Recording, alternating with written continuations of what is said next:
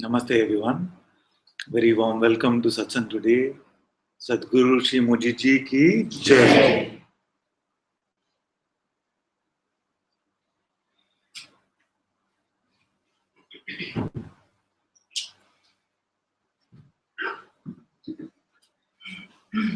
Welcome to anyone who might be watching online as well.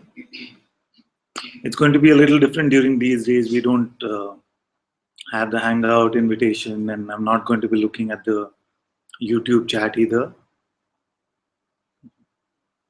Enjoy the silence. Marinate deep inside this, even if you're not here.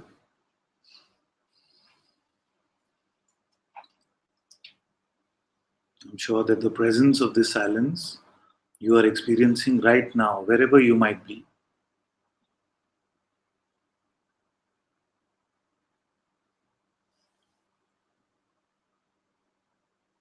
All auspiciousness is with us. I sheepishly have to admit also that I didn't remember that it was Papaji's birthday yesterday. We started.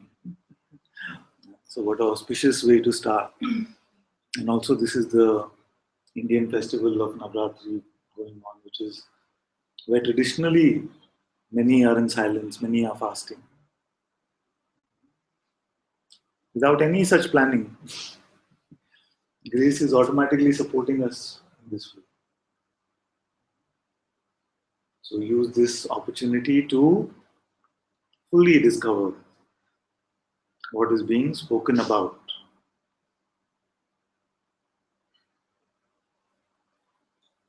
The mind will give you some trivialities. It will give you some trivial stuff which will not even matter at all. But it is the nature of the mind to try and distract you right now. Because what is being spoken about actually is the simplest thing. I'm just sharing what I see right here, right now. That's all I'm doing in all satsang. No imagination, nothing conceptual. Just from whatever is clearly, directly experienced in this moment. And the good news is that it is exactly the same experience that you are having already.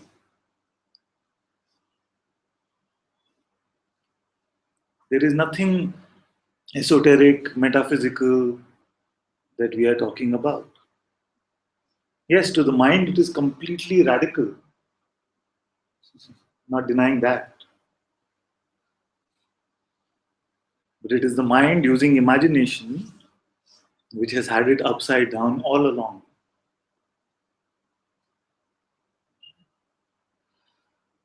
Convincing the immortal one that it is this mortal body. Convincing the infinite that it is some finite being.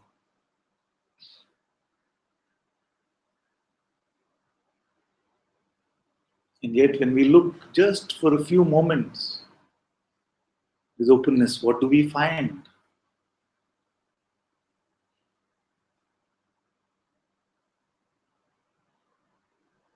So use this opportunity to just let go.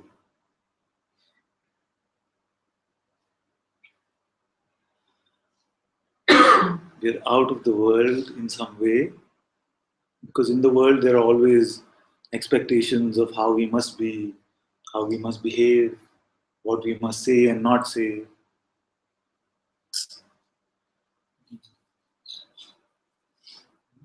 Now all of that has been taken away. For some of you, the mind might be trying to create a picture of some gloomy situation because you're in silence. You know, some of you are carrying these glum faces.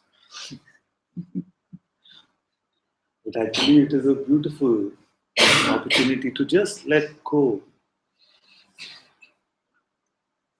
All ideas, all behavior,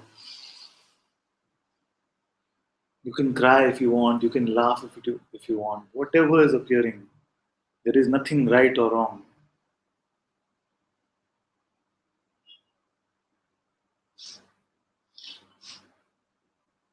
And as usual, as is the nature of the mind, it is saying that I'm in some sort of prison. Actually, this is your opportunity to just let go.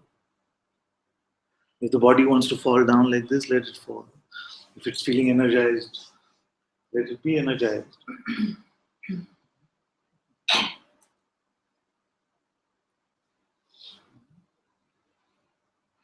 This is a freeing silence. It is not a bonding silence. Freeing silence. You're unconcerned with your own behavior and that of others.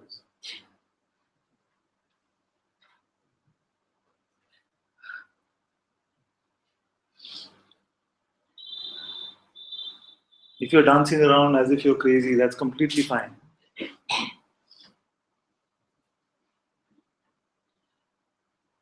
If you're sitting alone in your cave as if you're a monk or a sadhu, that's also completely fine.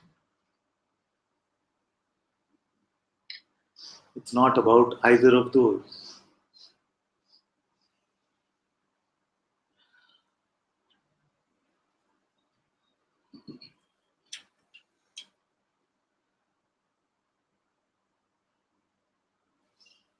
It is about the discovery of what Bhagwan was speaking about 100 years ago in the same holy place. The same discovery is available to all of us here.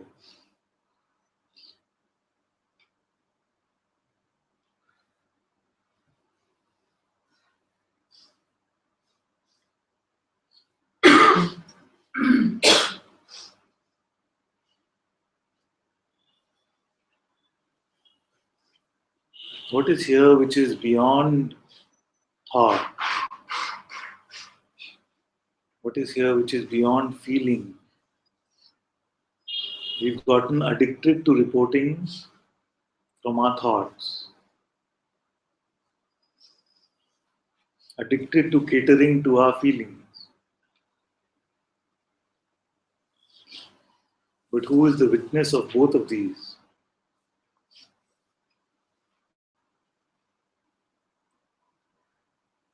Who is here that knows all of this? And yet it cannot be defined. Who's here that knows the arising and disappearing of all phenomena, and yet itself is not phenomena?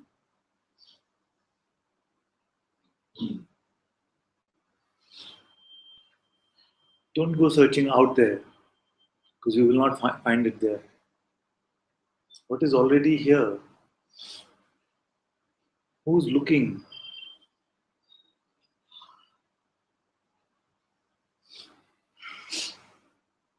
Who is hearing, reporting to?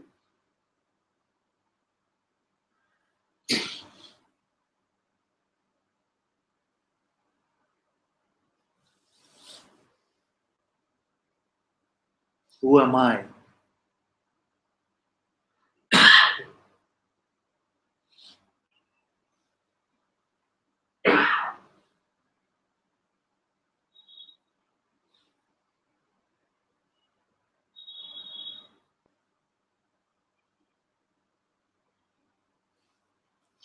The mind has convinced the entire world that either this question has no meaning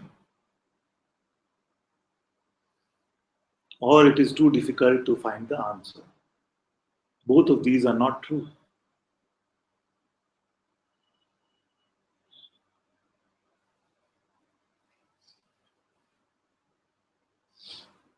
And the answer is available right now because you already are that.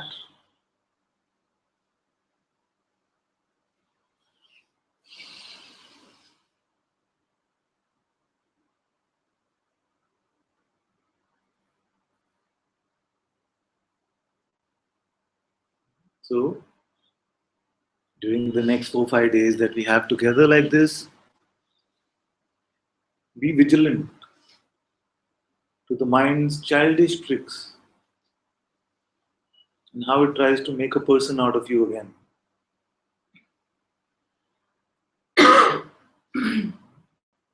As you are discovering your impersonal self, observe how the mind and maybe sometimes even the world of this Maya is collaborating to distract you, to push your buttons, to convince you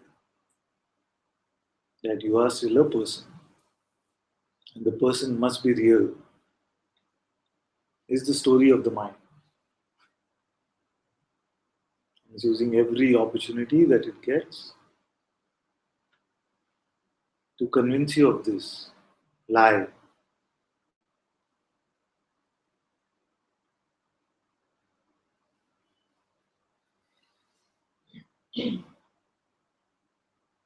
Who am I?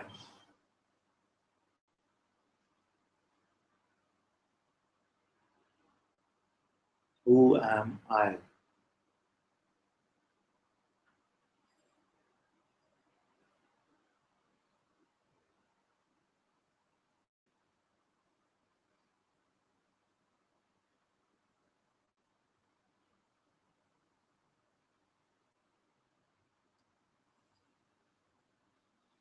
This is self-inquiry.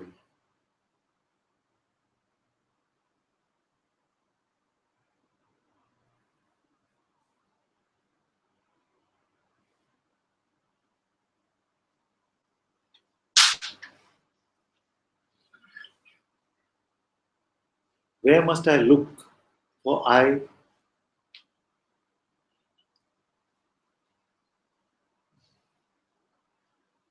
Which ashram, which temple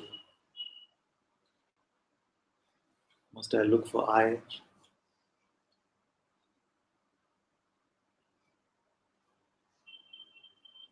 Is the I not here right now? Can you not be I? Can you leave the I aside? What is it that cannot be left? The body will be left. The thoughts will come and go. Emotions, all of this will come and go. But what is the I which is not left behind?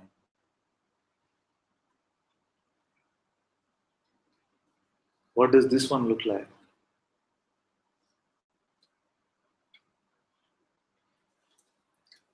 This is the simple looking.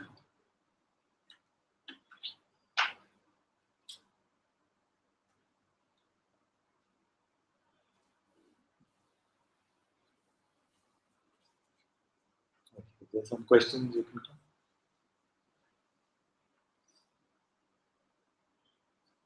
They don't have to be.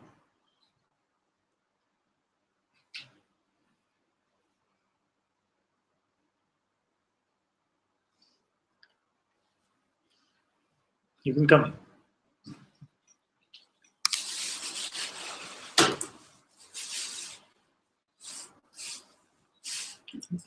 We didn't do that on purpose. The eye, Father.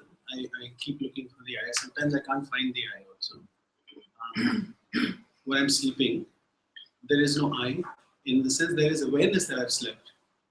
But I don't sense this eye in my sleep. But the minute I wake up,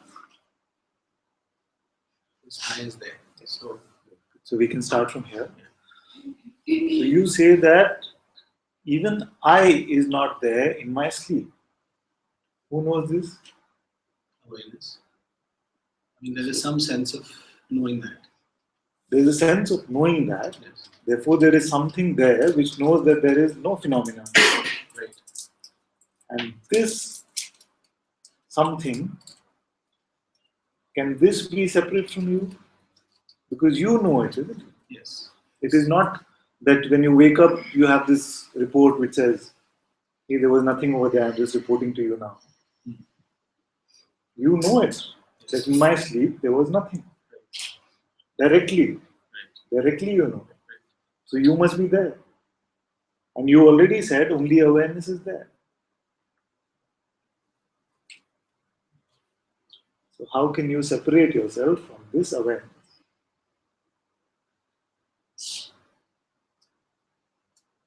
I cannot. Cannot. I cannot. Cannot. So the I which comes and goes is which one? The beingness. Is the being. But the beingness kind of traps me though. It kind of It traps you. or the identification with the beingness is or How do you identify with being? no, beingness identifies with all that is, right? So I think in that identification, the sense of awareness kind of. I mean, I'm always aware of what's happening, right? So the awareness is always there. It's just the identification with what is around me that causes the confusion. Yes, but there is a level of abstraction Right. between identification and awareness. It is only being Right. which is getting identified, which is pretending to be the person. Awareness has been untouched through all of this. And yet you have always been only this awareness.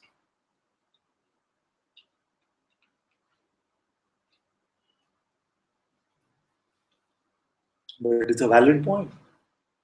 Because you can say that if awareness remains untouched through even all of this seeming ego bondage, then what's the problem? Why do we need satsang here? It is only a part of the play of consciousness itself, of being itself, to rid itself from this false identification.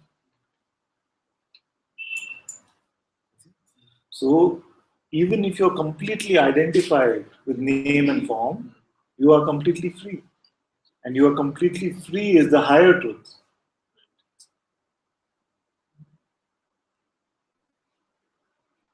And how does being let go of the false identification?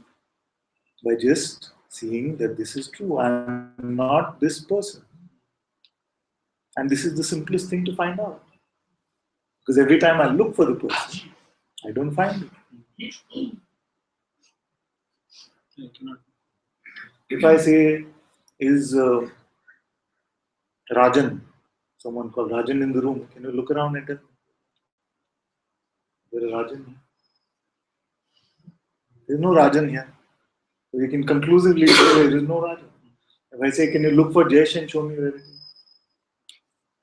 I can only show the body. The body, and yet we know that all my problems, all my relationship issues, all my work issues, my money issues are not of the body. So can we find the Jesh who has all these problems? No, that's imagined. Just imagine. Just like we looked around in this room. Sometimes we make something metaphysical out of this, looking. So just simply when we check, where is this Jesh? There is no Jesh.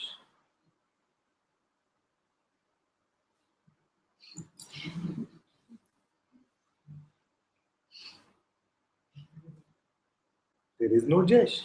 This body is appearing, and this body is not saying anything. Innocent instrument of consciousness.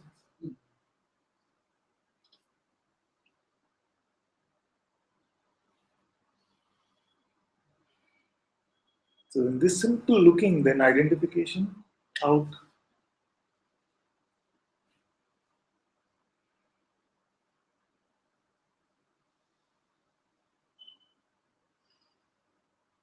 There's only one weapon that the ego has, only one tool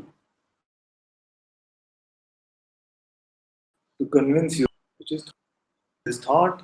There is no chance of believing that I am Jesh.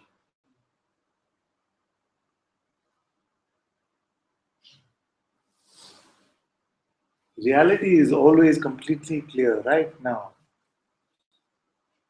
The mind, the ego has this one weapon called thought.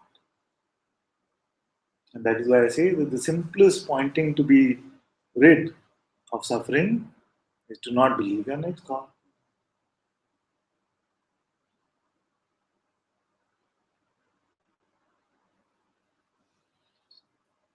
But the key point is that even through all this identification, at my core, I always remain this awareness. I have a dynamic aspect which is called being or consciousness, which is playing, which is okay. So even through this play of identification and disidentification, nothing is happening to me.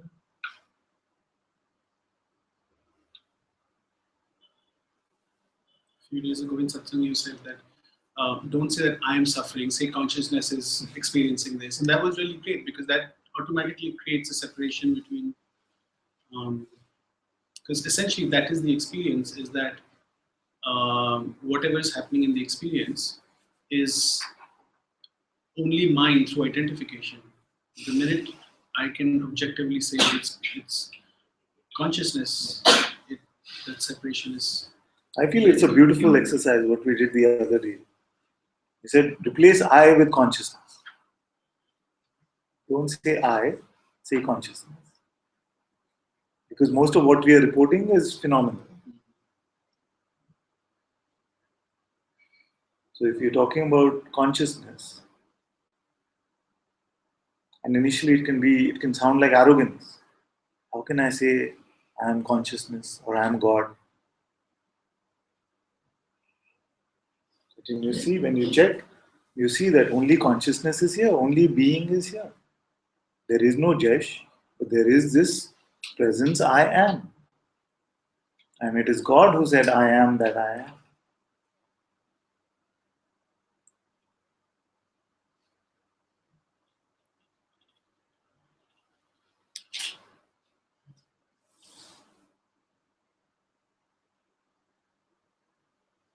Then we can say, God is getting identified.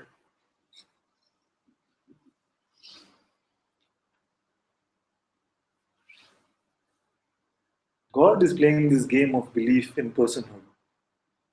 Because personhood is only a belief. There is no person to actually play the game of personhood.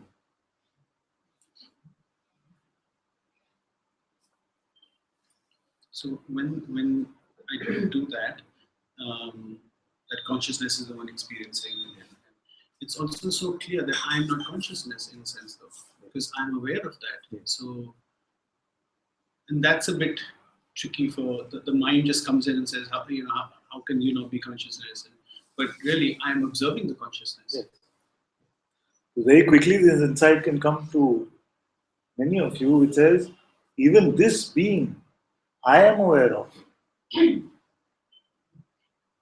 So primarily, I am this awareness, which is untouched by the play of God even.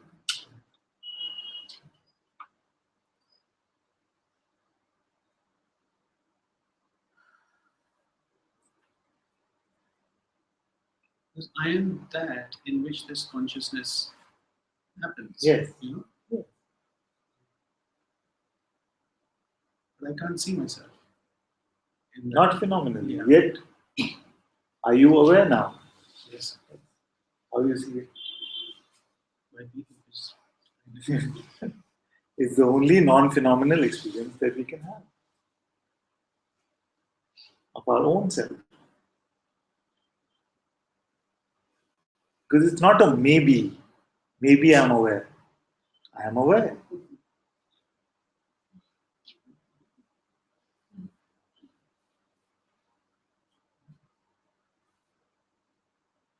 Now leave this awareness aside. Because very quickly the mind will come and say, I must stay as this now. I cannot leave And it. give you a project to do. Yeah?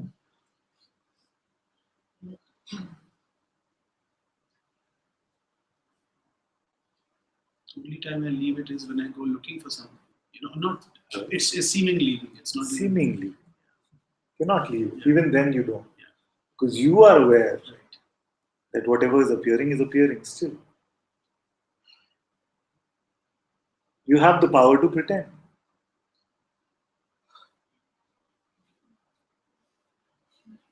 That is what this gives this Maya some juice. This game some bite.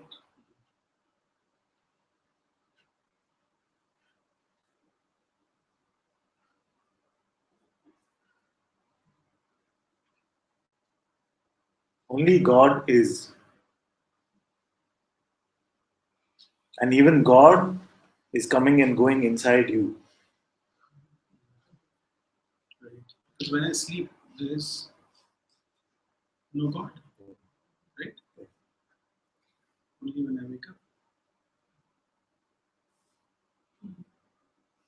You wake up, God wakes up, and the universe wakes up.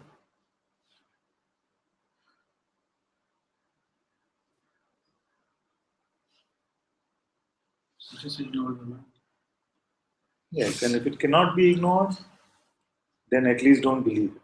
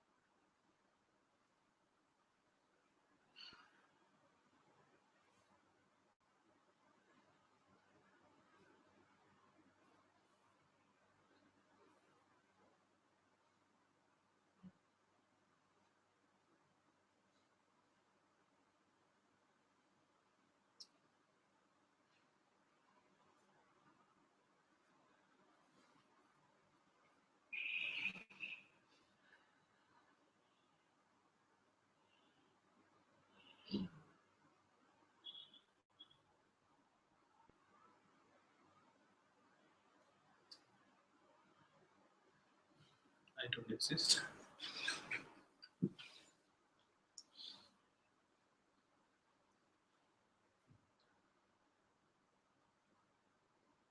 And yet you are all that exists.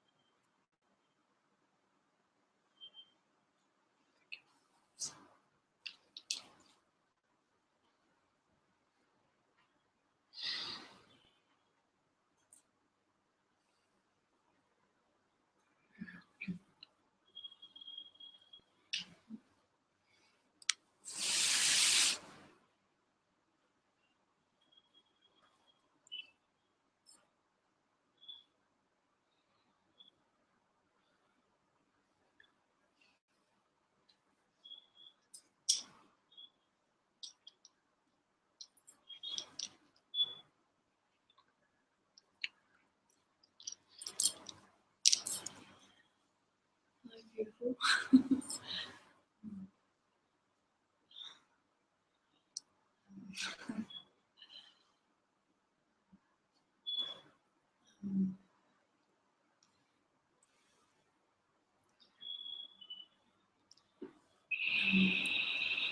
There's a perception of this entity playing out some pretty interesting leelas Yeah. at the moment. not in this exact moment, in the space around it. This entity is what? This, I don't actually know what it is. This thing here. This body? Yeah, the body. It's like a character. It's like playing games or something. And there's some thoughts which are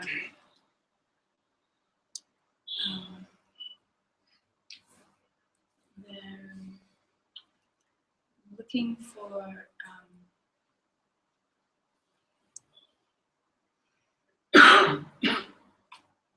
something wants to feel like responsible for its own actions. And I know that I'm not the doer. And you're willing to just leave it at that, label something? You want to look a little more. Okay. You see, because labeling is very injurious in some way. We just label something the soul, or we can label something God, or we can label even consciousness, awareness. Many are just using as labels.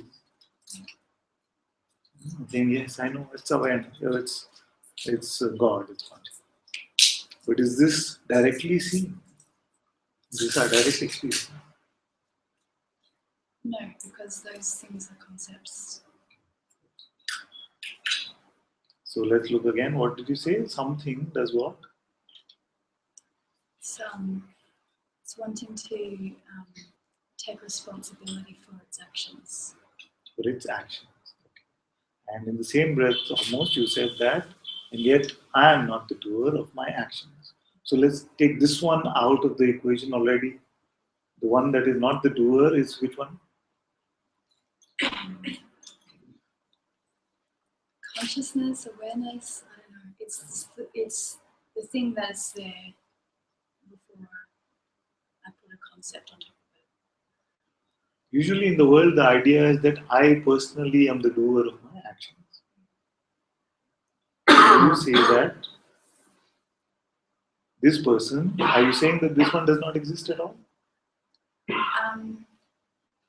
Like it obviously exists on some level. Yes, which one? Perhaps as a projected thought or something. I don't really know. It's like it's just here playing a game and seeing if I will.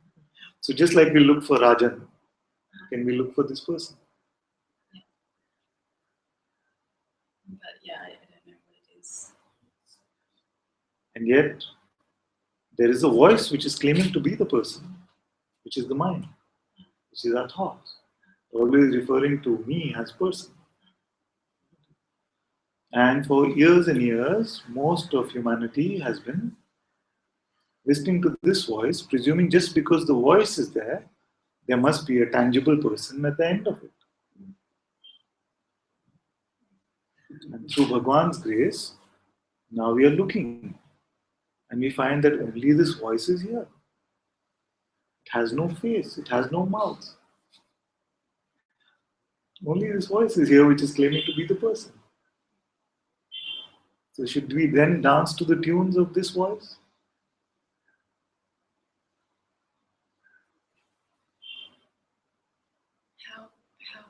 Yes, How can I? How can we exactly? And yet we do. Or it appears that way sometimes. How does it happen that consciousness itself pretends to be a person? Only through giving belief to our thought. Any other way to do it? Through conditioning that makes it automatic. But conditioning is also belief thought. You can look, it's okay. Yeah. Conditioning means what? It's a belief thought, isn't it? I believe myself to be an honest person. I believe myself to be a loner. Whatever. We call this our condition. Our nurtured identities. What are they? Just a thought that came one day and it said, this is what I want. This is who I am. And we said, yes, yes, correct. Added it to our box of conditioning, a box of beliefs. And that is why this is completely unstable, you see. Because every 5-10 years, if you look, you find that a completely different set of beliefs are there. 10 years ago, I believed myself to be something else. I believed my attributes to be something else. Now I've matured a little according to ourselves. I have now dropped these beliefs and picked up these new ones. I guess something is also looking for some guidance or like confirmation that it's okay to completely drop this responsibility, like to act in the correct way. It's okay to drop it. More even important than this confirmation is the discovery that there is no one here who is responsible or irresponsible. The question itself becomes irrelevant. Because it is a variation of the same question about free will versus God's will. And it can be an endless debate. Endlessly.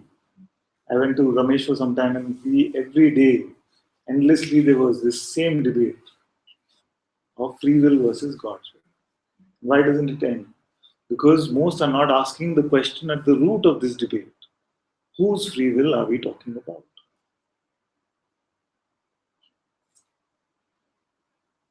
And you say, many in Satsang will also say, isn't it? I find no person is here.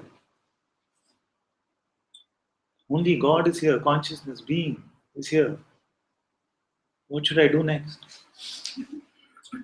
Person is dropped, but personal doership somehow is still even more sticky than the person idea itself. So you yourself are saying that I cannot locate this entity, I cannot locate this person, but would it be okay to drop all idea of responsibility? Yeah, because it's more like there can be a dropping of the identification, but on some, like there's still not a total understanding of the Maya, like what is it and what are the other beings that I perceive, you know. So there's a concern that if there's a dropping of the total responsibility for the actions. Okay, so let's find out who's holding it right now, this responsibility that needs to be dropped or not. Who's holding it up? Conditioning. Whose conditioning is it? Character that's playing. That character itself is the condition, the identity. Yeah. Who's holding it up?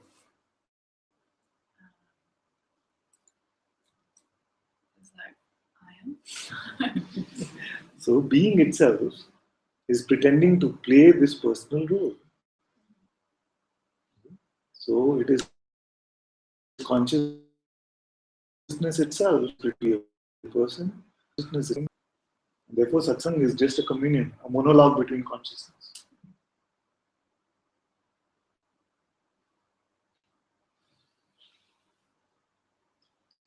There was this idea about, I don't understand something about other beings and how it operates.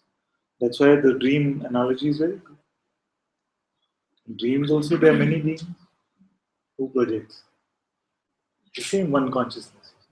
So consciousness in its and within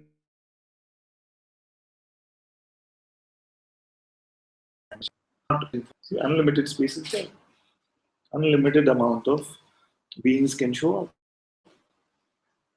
And the body also shows up with the ability for pleasure and pain. See? So the dream character, along with all the attributes of this dream character, also show up. So the same way, consciousness is projecting this seemingly waking state Actually, it is the same. Time is here, space is here, body is here, other seeming others are here. But can we testify to the existence of other being? Or we can always say only I am. Yeah, I don't have the city of going into another person's body and understanding what's happening. So I can only see what's here. Yeah. So there's some fear that the idea of this being a dream projection is just a belief, because I don't 100% know. But the key point is that this is not an essential concept. The essential concept, not even concept, the essential pointing is to see that whether this world is real or not, whether these atoms and molecules really exist or we call them a dream, that is not as relevant. The key point is to find out that I as a person don't exist.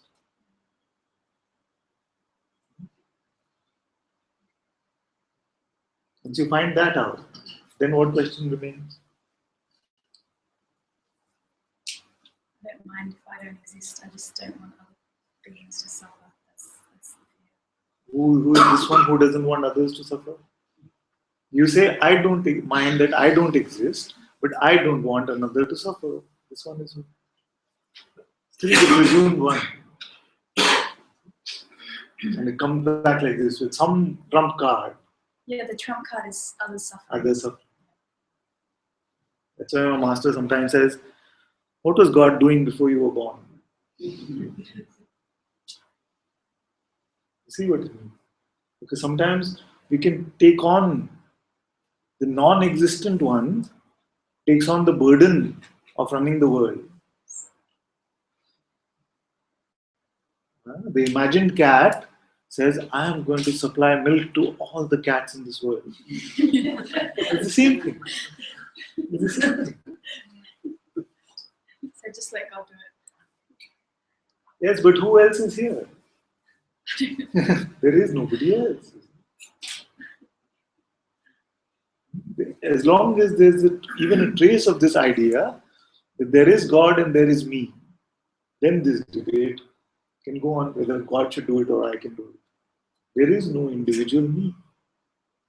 You are God. In fact, that you are that which witnesses even God.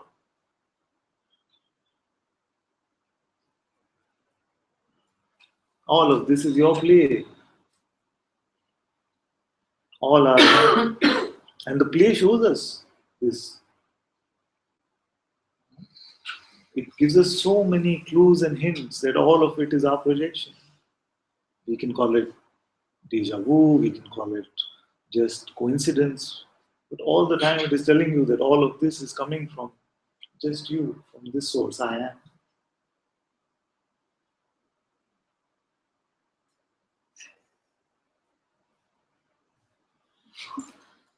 But as long as we stay in the looking of this, and we find that I don't exist personally, Sita is a label for nothing or is a label for God.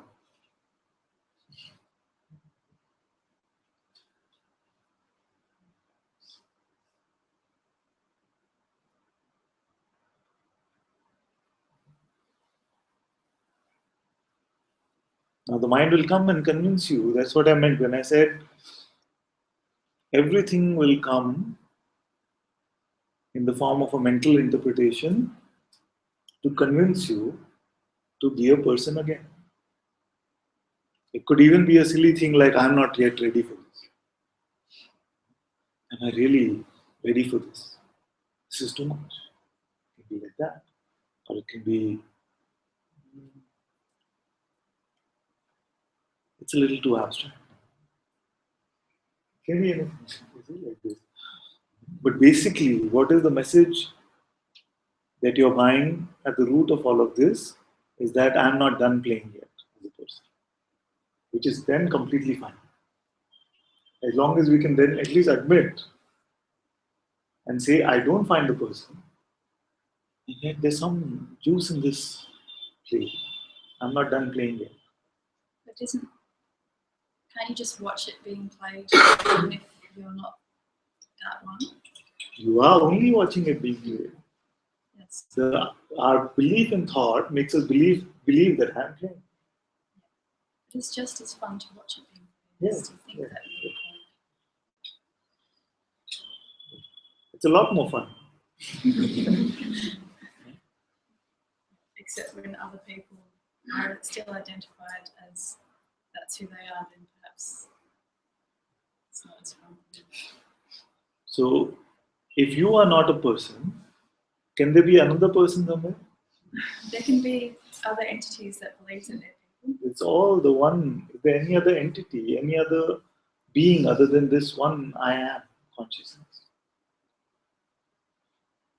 I'm still seeing duality. I can't help it. I can't just magically see everything. It's okay. It's okay. So as long as this remains clear that I am not a person, that this mind, this ego is not referring to me, it is referring to some imagined concept of a person, then all the remaining insights can come or not. It doesn't matter.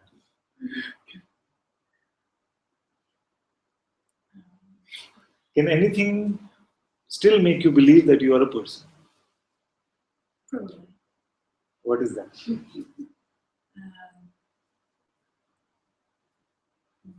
Spending too much time with other people who think they're people.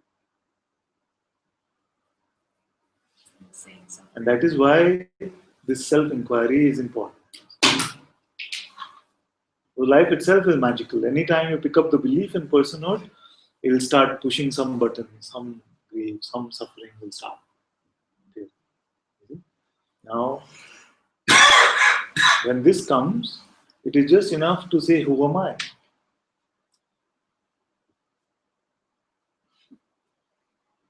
Or which identification have I picked up? And you see finger snap, it drops.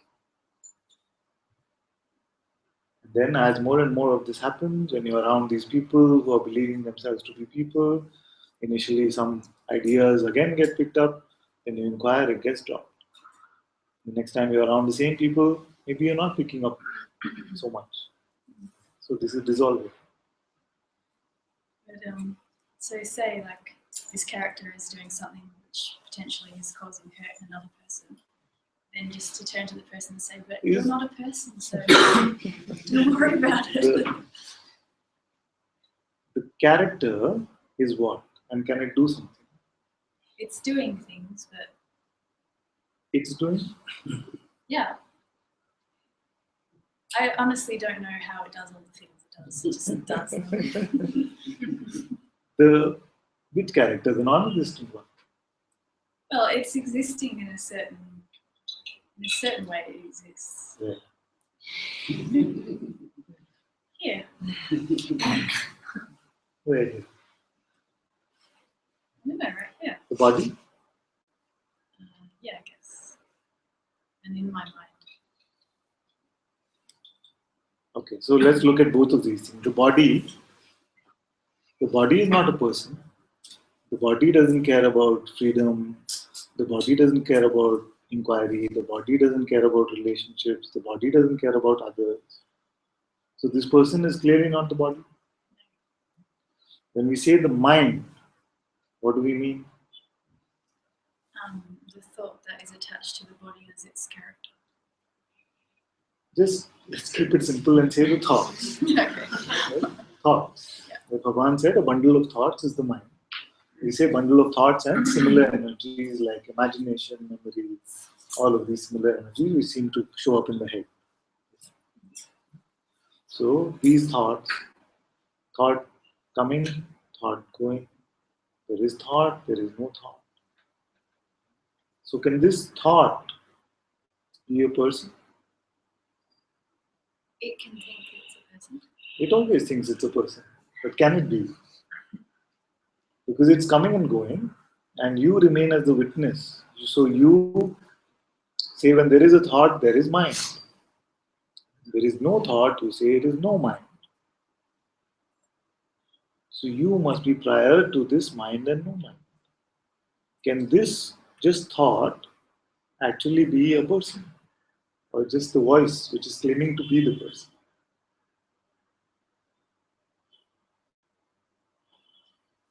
Getting a bit too philosophical here. It's like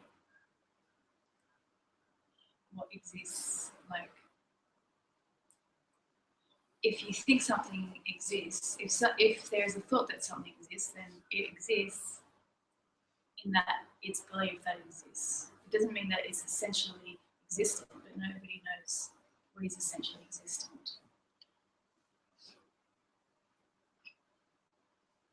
Let me say something to you which, just if you don't take away anything else from this conversation, take away this. All right. The power of belief is nothing but a power to pretend.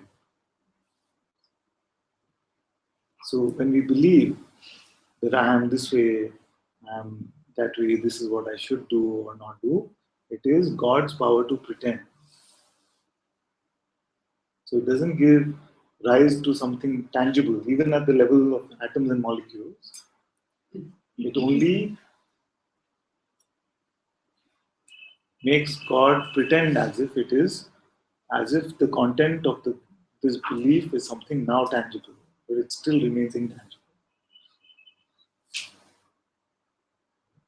Because we have this idea that the power of belief is something other than to pretend that something which doesn't exist exists. But it is only that.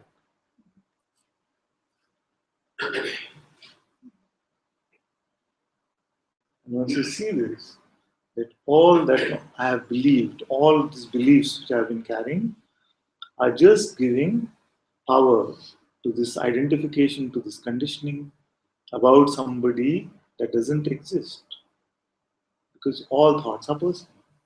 Even the thought I am God is personal. It is a concept which is saying that I personally am now God.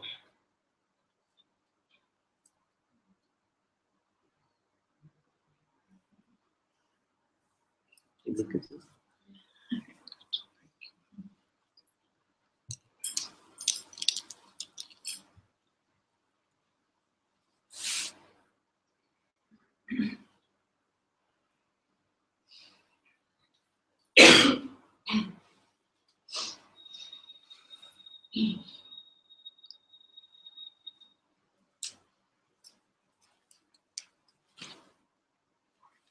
I forgot about my rule. One question every day.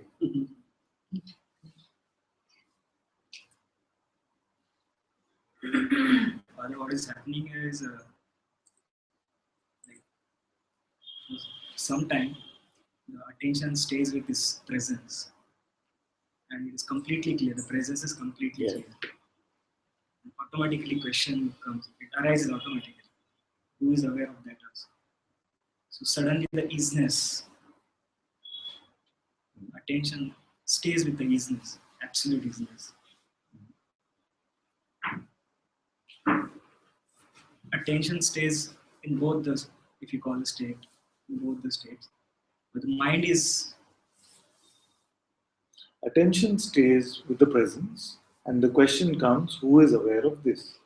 yes, And then attention rolls about between awareness and presence. yes, yes, yes. And it seems very, not, I can't use the word frustrating, but there is a That has to be a mind joke.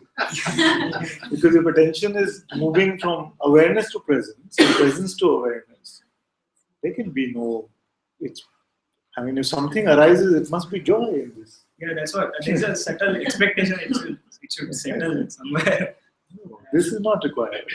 It goes to awareness, which is the absolute self, or to God or presence or being, which is the dynamic self. It makes no difference.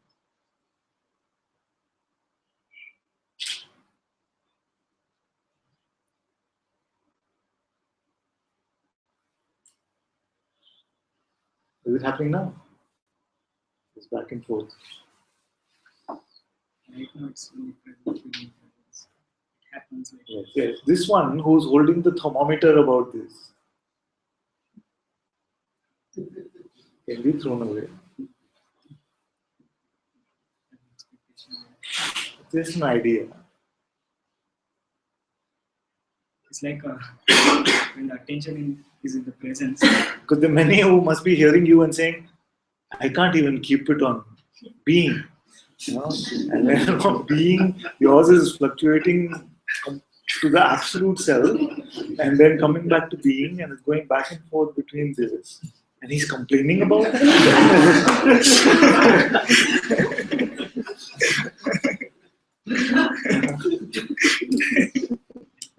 This is the nature of the mind.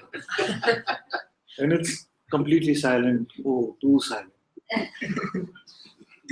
And there's noise. Oh, so noisy.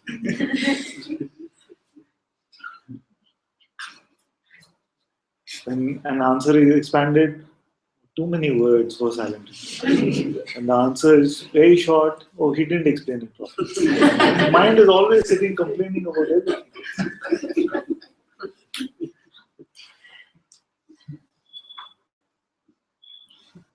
That's what, when it is in presence, it is not absolute. Exactly. When it is completely, the easiness is felt, but it's so dull. There is no. That's what is happening. This guy. And as I'm exposing it, I know it is very funny. So it's good to expose.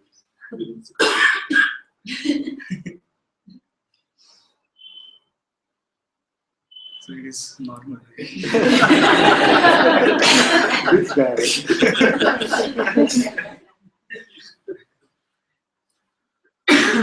This thermometer guy.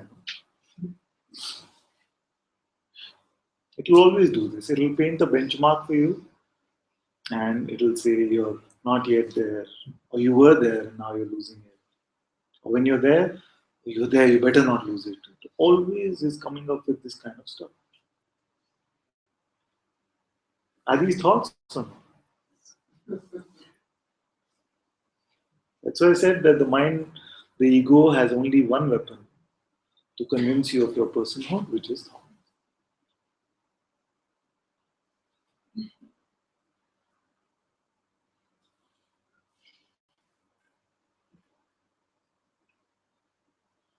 And who can imagine that this would be a problem? My attention is going from God to self and self to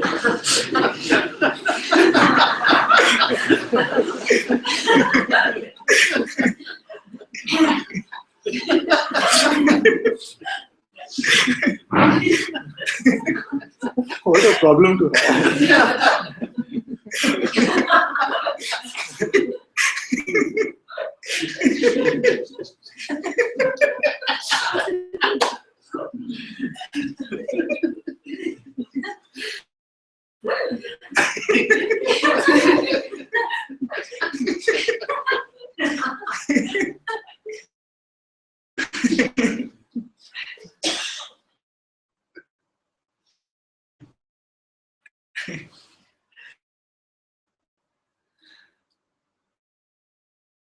The problems of the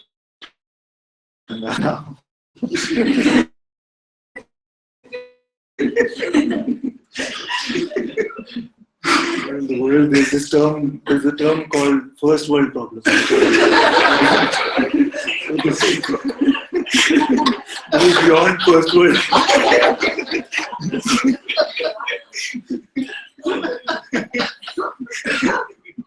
My attention not resting on God. I should go back to the absolute. I should just stay in the absolute.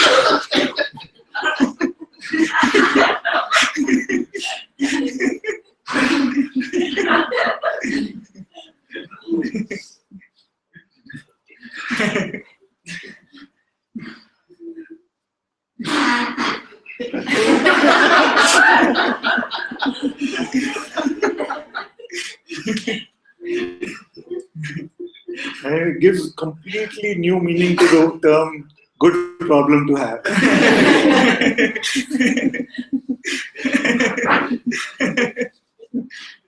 May all be blessed with this problem.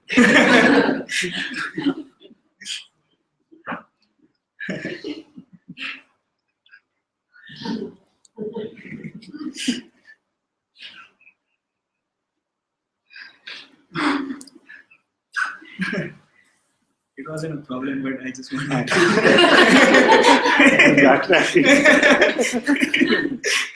We have this on record.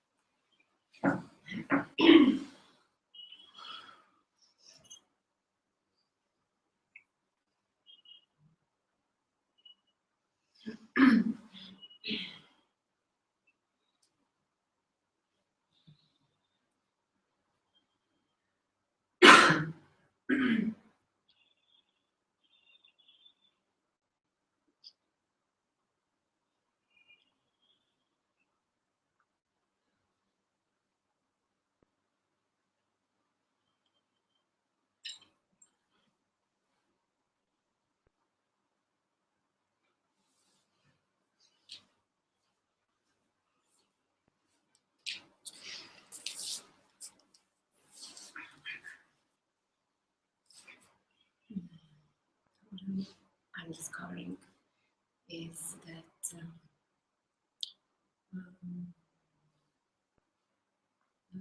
even if I'm here in this awareness, there's still subtle.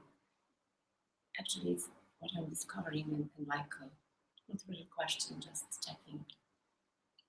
It's very subtle, and for big things coming up and being left, it's now they're coming like subtle things, and I cannot even when they come, I cannot understand what they are. But they're still.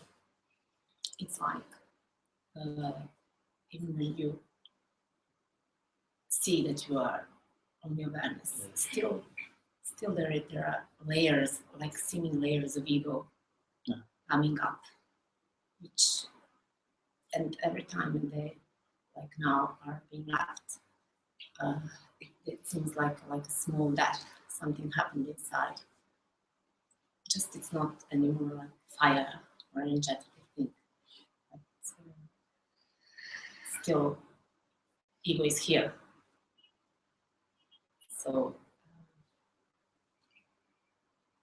how that, it's not really a question from mine how that is possible, but what's happening. What happens is that ego in the traditional form, which is like a blatant thought, we know, the mind knows that this is not working anymore. And then it seemingly becomes subtler and subtler. And then you have these thoughts which you cannot even put words to, and yet you can sense it is the same energy. It is the egoic energy, but I cannot even tell you what is the message it is carrying. It's like that. No? It's just coming like that. The same sense of personhood is there, but I cannot figure out, or just so momentary, but it leaves the personal residue. But this is completely fine. Completely fine, because even this will dissolve. And it must play up like this. The mind tries all its tricks, and this is practically one of the last ones, last arrows in the bunch. I don't find a word for that to explain how it feels. Not amazing, not nice, not just it's how it comes here in this presence, so powerful presence. It's so just coming things I've never been able to see. There's really no form, nothing, just that, as you said, residue of something. It is grace which is pulling them out, freeing you from all of this. Even it sounds funny to say non-verbal thought in some way. This mind energy but cannot be expressed even in words. The power of Arunachala. Yes.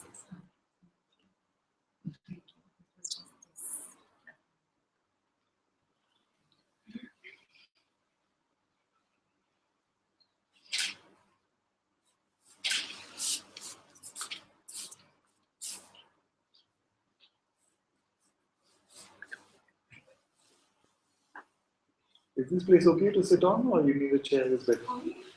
It's okay. Try. Yeah, it's very soft. Thank you. I've been inquiring for some time, but I'm still not able to find out who am I. So I would like to look with you. Very good. Very good. So let's go through it together. The question is asked, who am I? And then what happens for you? I feel fear inside and some blockages inside. Very good. I know it sounds funny when I say very good. So fear is there. Who watches the fear?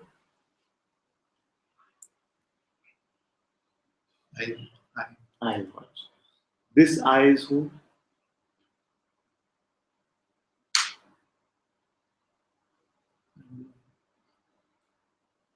But it is here, no? Yes. There is an I that is here, that is witnessing all appearances, isn't it? So it could be fear, or it could be what the senses are reporting, or it could be any other appearance, thought, memory, imagination. Yeah? So there is one I which is witnessing all of this, which is appearing and disappearing. Now, first things first, is this I affected by any appearance? I feel there is so No, much. no, just look now. Because we do this together. So look now and check whether this I, which is witnessing everything, including whatever feeling is coming, and check if this I is affected by any of this. It is unaffected. So already this is great power. Because you say it is I, and I am unaffected by any appearance. Already, so inquiry has given you this gift, which means that you are untouched by any appearance.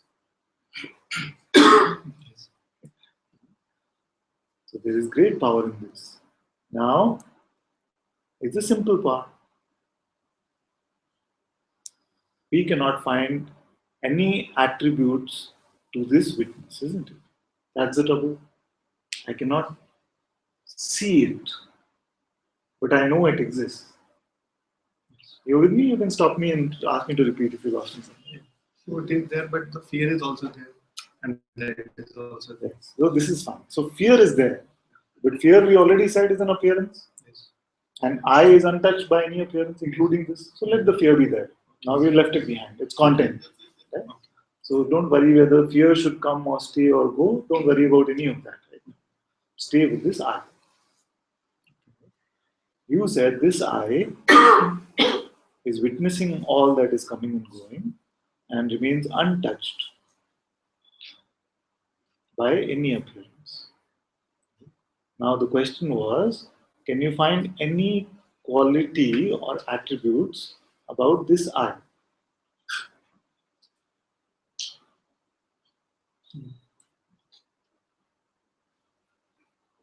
So if I were to ask you, are you aware now? Yes. Quality or attributes to this awareness? Space. What do you mean by space? Awareness of Don't space. visualize anything. The mind will offer you some white light or some huge space. Even this is seen. So stay with the seeing of even these visuals which the mind might be offering up.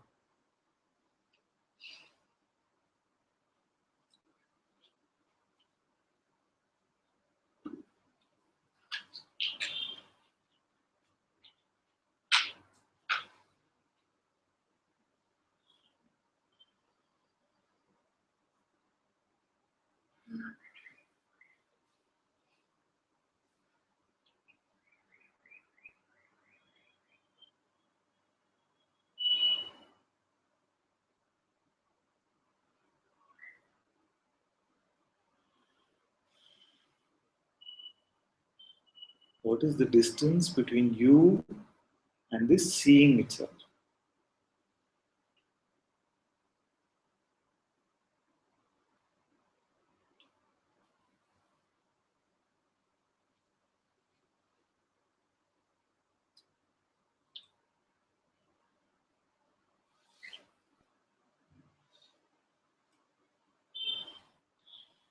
What do you mean by you?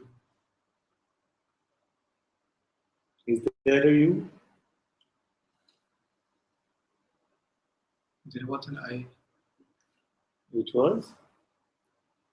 There was an I which was seeing the. Yes, this I is what I mean by you. Now, is it different from this seeing itself? This awareness itself? No. So when you answer the question, am I aware now? You say yes. Is this not awareness itself aware of itself? Or is there another one?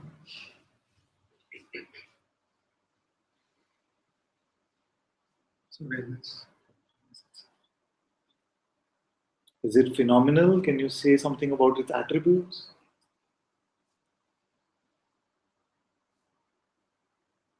No. Cannot say any attributes. And yet you know it is here. Yes. This is I. This is the who am I that you have been looking for.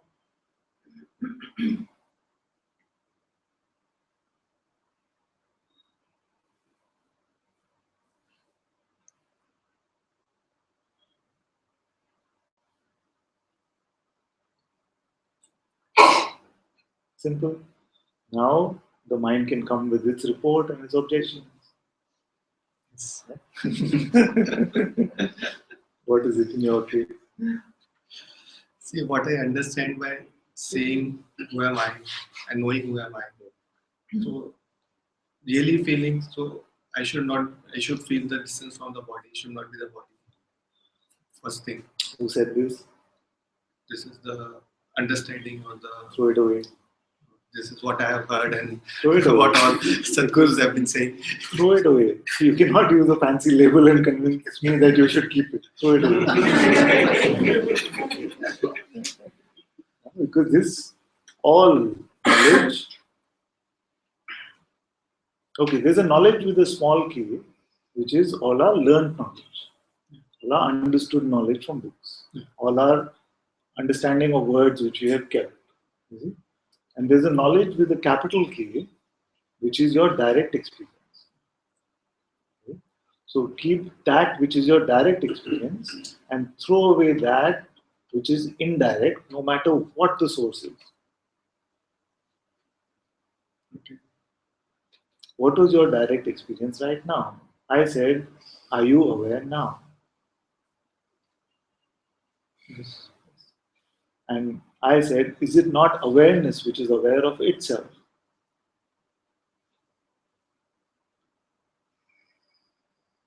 Yes. Can you separate yourself from this awareness? Can you keep it aside? Don't be aware for a minute. Not possible. Therefore, there is no distance, no separation between you and this awareness. This is your direct experience, isn't it? Yeah. Also, already first itself you said that this awareness remains untouched no matter what the appearance is.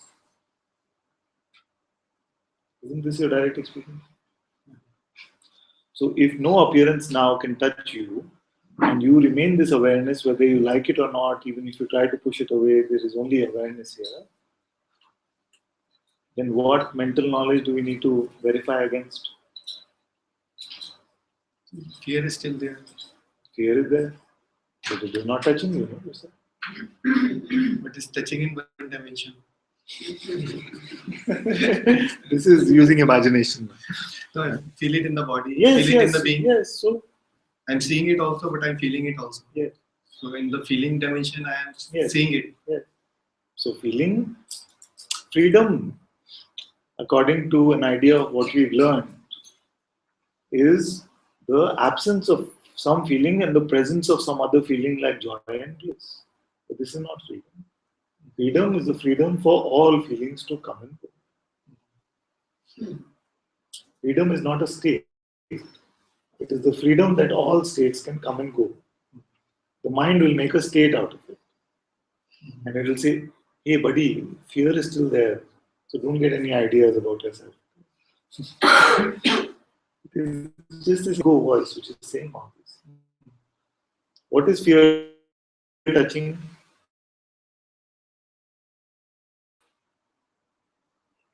Is there a sufferer from this fear? Yes. Where is it? It's identified as I only. Without the process of identification, where is it? I feel it in my body. It's experienced. Okay? So fear is experienced. Very good. Now find out that space in which it is experienced. What are the boundaries of this space? Where does it start and end? Space has no boundaries. No, don't visualize again. Check. It is experienced, you say, by me here. This here, where does it start and end? Is it the body? Seems like body. Seems like body. Now this body is experienced as a set of sensations, isn't it? And the mind can make a visual about the boundaries of the body. Now these sensations are experienced where? In a finite space or an infinite space? Infinite space. Infinite space. So the body itself, the sensations of the boundaries of the body are experienced in the infinite space of the being, of your being. Yes. So this infinite space of your being, if in one of the experiences that is experienced in this infiniteness is fear, is being complaining about it. Check. Check whether this space of being has a problem with the presence of fear. Yes. It has one. How do you know? I feel it. Fear is felt. Just stay in that space. Okay. Fear is felt.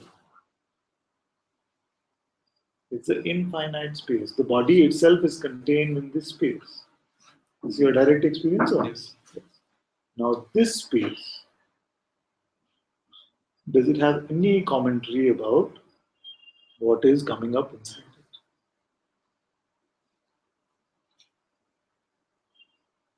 it?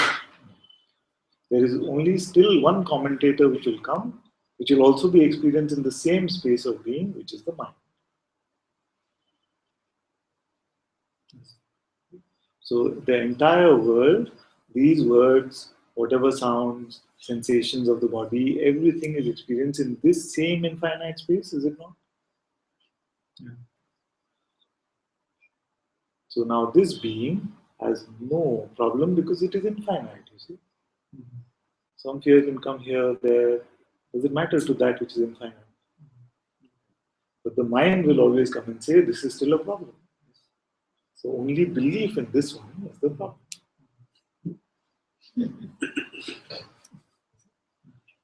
So that's why I say that if you want to see God, which is this infinite being, pretend to be a person, believe your next thought. Say it again. If you want to see God, which is this infinite being, pretend to be a person, believe your next thought.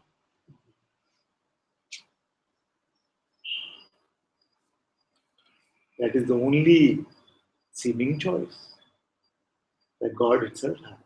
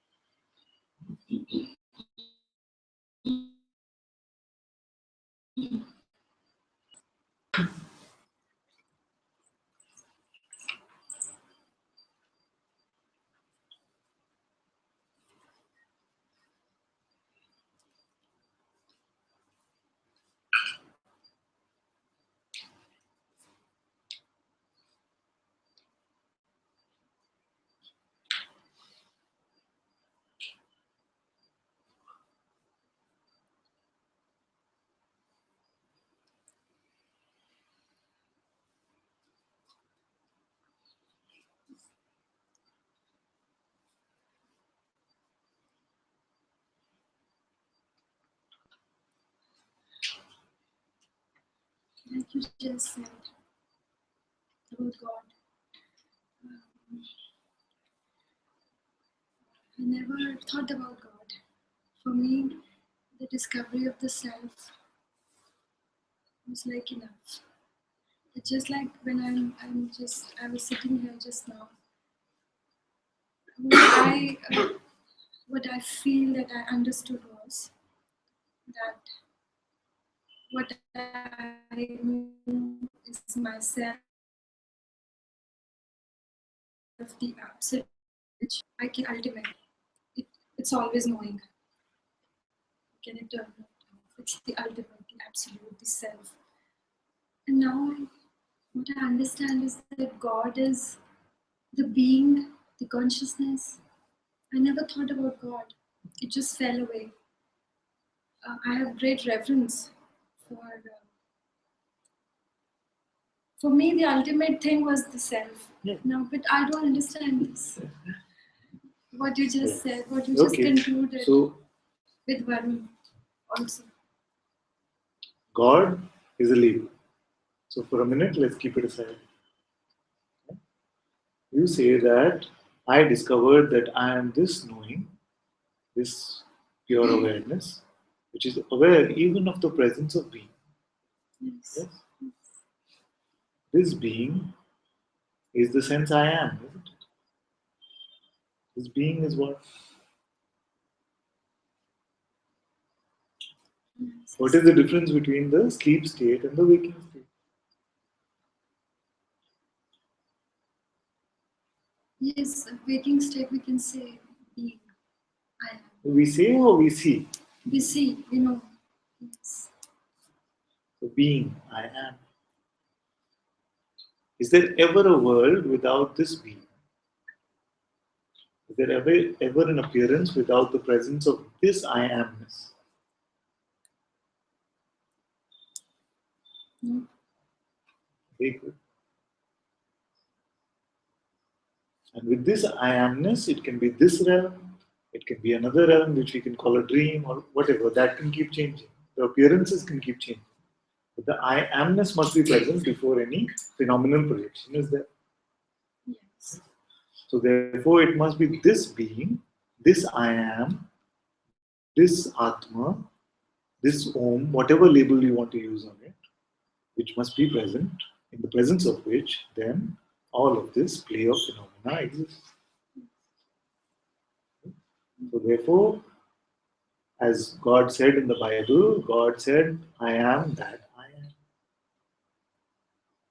So it's the same consciousness, same being, which we are calling God.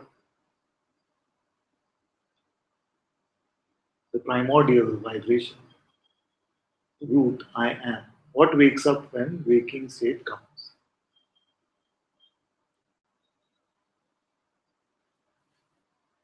So are we not confining God to just what is being perceived, what is beyond perception?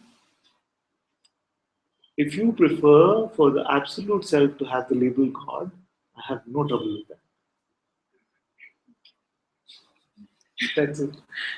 It's Yes. so, I don't want any of us to be caught up in the definition. Mm. I might use words a certain way, you might like to use them another way, it's completely fine. As long as what we are speaking is coming from direct experience, there is no trouble. But still I want to unravel it. Yes, yes.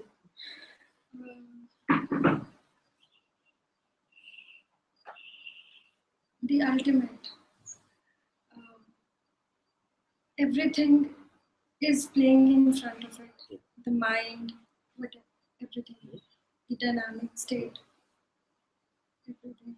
So, but here I feel that whenever a dichotomy arises, or a conflict, or a trouble, or something is troubling, it's the mind. Yeah. Always. That's a touchstone for me, kind of.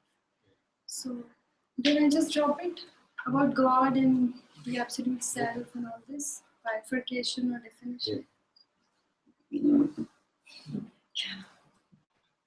Yes. But See, okay, let me, because we've really not met in satsang like this before. No. So let me, for you and those also who are new, let me take you through some of the two, three key things which I speak of. The first is the question, how do I rid myself of my suffering? I'm tired of suffering. How do I rid myself? And usually beings come to satsang, it is often the first question. And you, because you're talking about a deeper level already, I can simply say this to you and it will register. So my pointing for that is just don't believe your next thought. That is the end of suffering, just in this simple way. Then you can come and say, okay, no suffering, but what is this God? Can you show me God? Can you point me to God? This question can come. Or it's okay. Usually I'm saying these questions are there. So then I say, can you stop being now? So this being is present. In my definition, the way I like to look at consciousness being, I am. This is my definition of God, this being. Then you can say, but what is this absolute self? Like Guruji sometimes says that God is my secretary. What does he mean? What does he mean? Whose secretary can God be? Who is higher than God? Can have this question.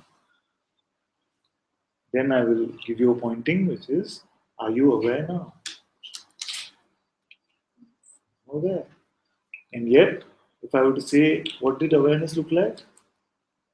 Cannot say. Has no attributes. Is there any other phenomena which has no attributes? Any phenomena which has no attributes? it's only the self which has no attributes. Only the self which has no attributes. The only phenomena which comes close to this experience of the self is the experience of time. See, the movement of time is understood, but we cannot phenomenally say that this is what time looks like. So therefore, awareness of awareness itself is the only non-phenomenal seeing, the only non-phenomenal experience. I am aware of myself. Awareness is aware of itself. This awareness is aware of the presence and absence of being, isn't it? Yes. Therefore, only this can say that God is my secretary. It is also coming and going. Can you repeat that, please? The This one. last. So it is this awareness which knows that sleep state there was nothing. Even the sense I am was not there. And when waking comes, there's a sense I am, and then the world is. So there is something that knows even sleep state, and it is I. I know. So this I, which knows sleep state and waking state, must be prior to the content of the waking state and the primal content, which is the being or God or I am itself. Can you please repeat that? So there is I that knows that in waking I am, and in sleep even this I am is not. Yes. This I remains through all the states. Yes. This I therefore must be the absolute one. Yes. And this I is what is known when the question is asked, am I aware now? Yes.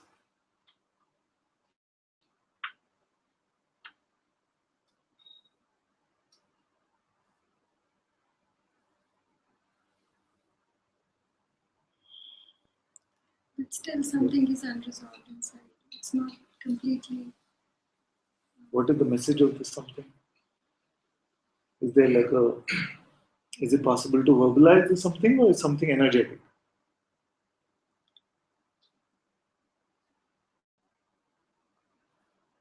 It just arose now when we were talking about God being something lesser than the absolute, maybe. Yes. So therefore there's this conditioning somewhere, either through childhood or some idea that we had, which is that God itself is the absolute. I have no trouble with that, like I said. So we can call this awareness itself God. And so then we can do what is done in Hinduism, which is to say that the absolute self is Paramatma and the being is Atma. Yes. This is fine. So we were not equating Atma with God previously. We were. 10 minutes ago. We were. That's conditioning from me. We were using the biblical definition, which is God said, I am that I am. Yes.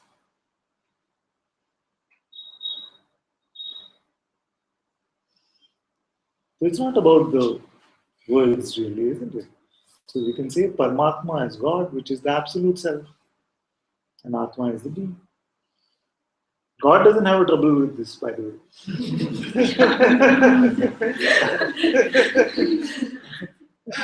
I'm sorry, I'm stuck still. I thought that we are just referring to the dynamic kind of the one. The dynamic aspect of the absolute is consciousness. Yes. Yes, so you were referring to that as God. That is also God.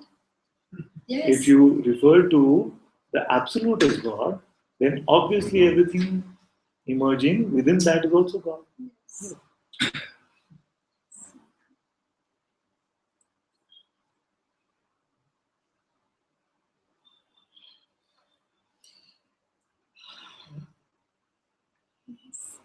You can contemplate more on this if something comes up.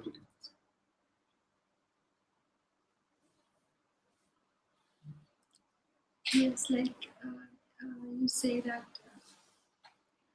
you don't believe your next thought. Yeah. So yes,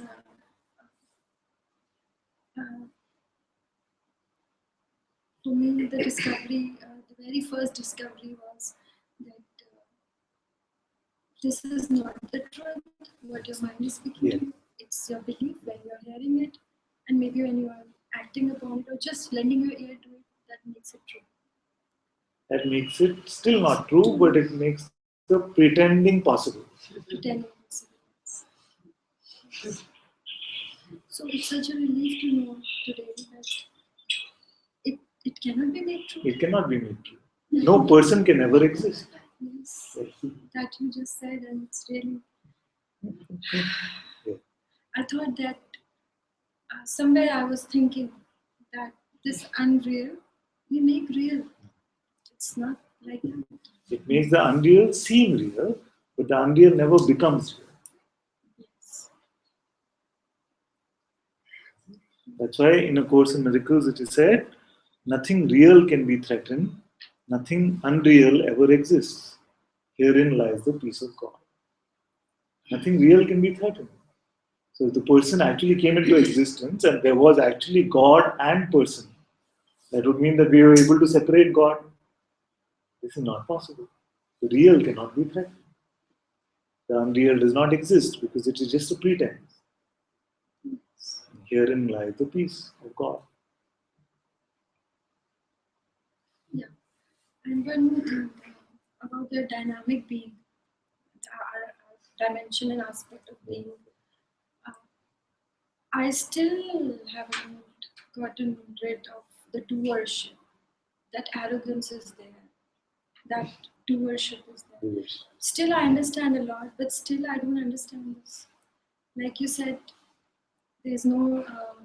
Then So how- you're saying that I see that there is no person, but I still feel that the person is the doer.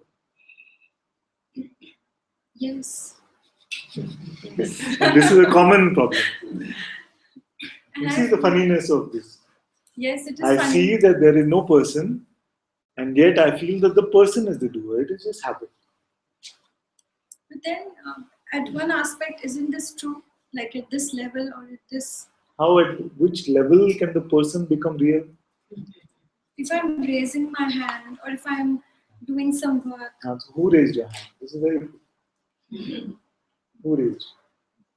The non-existent person raised it? Okay. Who's here? That which is here must have raised it. Who is here? I only know one who's here. Yes. The It is. absolute one. But the dynamic aspect is appearing. No? The being is here only. Yes. Yes.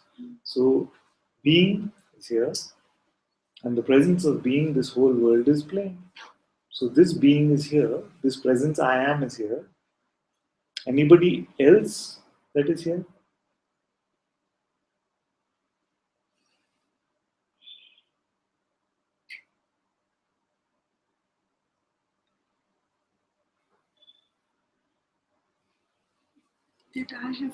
That I believe in is So we already said that even if you believe in it, it does not get any reality, even at the level of atoms and molecules. If you believe your thought, will there be a person now sitting somewhere? no. So it is not here. But isn't the being mixed with the ego, with that worship? Isn't there What is ego? a I think we need cocktail? to, yes, we need to look at all of these concepts closely. Sometimes these words are used in the beginning to just explain something, you see? But as we come to the seeing of the absolute, like you're coming to, then we can really look at all of this and see what it means. So, what is the meaning of associated being? It only means that being which is pretending to be identified with all of these attributes: mother, child, seeker, all of these identities.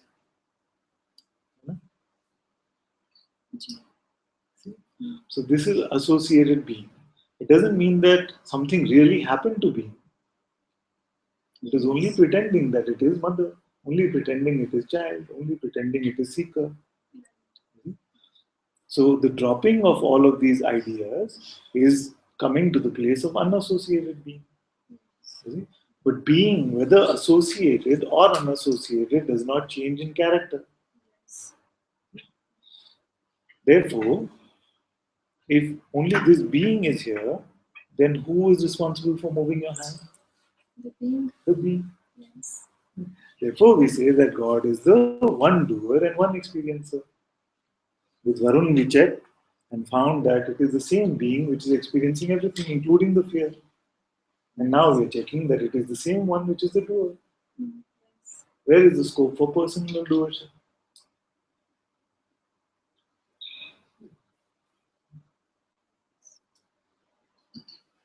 So how to get rid of the doership and the identity and the Just the association? seeing that there is no person is the reading of personal doership. Who is here is consciousness, is God, is being. And of course, the absolute being the witness, unconcerned with any of this content of the play also. You see, but we are speaking phenomenally, so let's speak about the dynamic aspect, which is consciousness.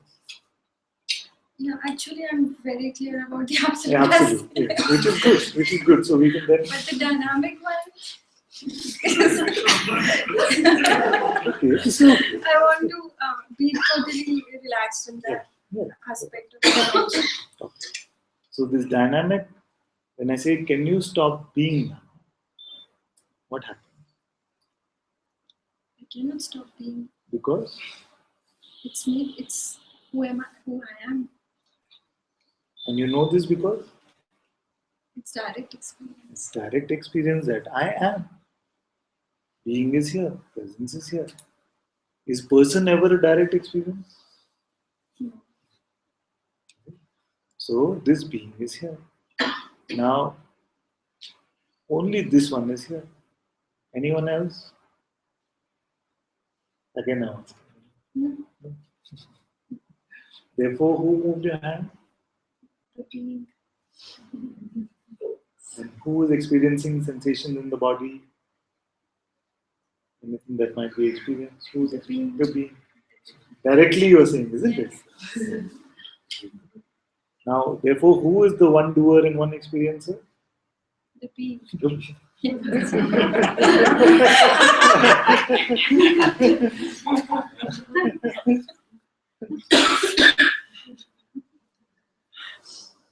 You see what a funny trick it was. That which never exists, that we have given so much credit to. The person did this, the person went here, the person raised his hand, the person. But it doesn't exist. That which exists here, the presence, being, consciousness, in the light of which all this movement is happening, that we're saying, I can't find. This has been the trick. Now the trick is being dropped.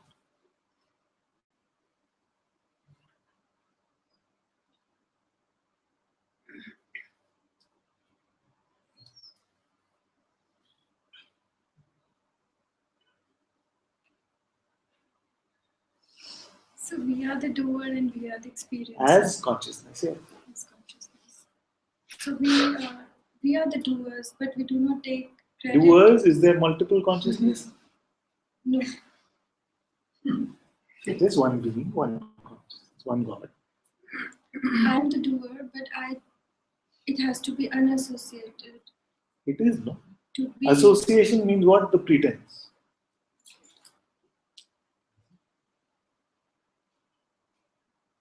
What are you pretending to be other than being? That is just an idea which you have picked up.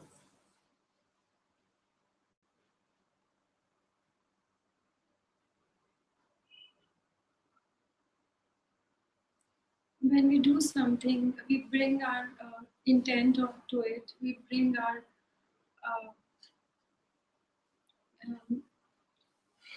we take credit for it. So all that drops off. Depends on what we mean by I take credit for it. I as what takes credit for it? As God, you take credit for everything. As person, you don't exist. What can you take credit for? So it depends from the perspective with which you are speaking. That's why Guruji says this I is the chameleon. You can use it for the truth and you can use it for the false. So when you say I take credit for it, you must ask I as what takes credit for it. That's false, that doesn't exist. Then you cannot take it false credit. So what mantra should one keep to be free of the associations? Don't believe your next thought.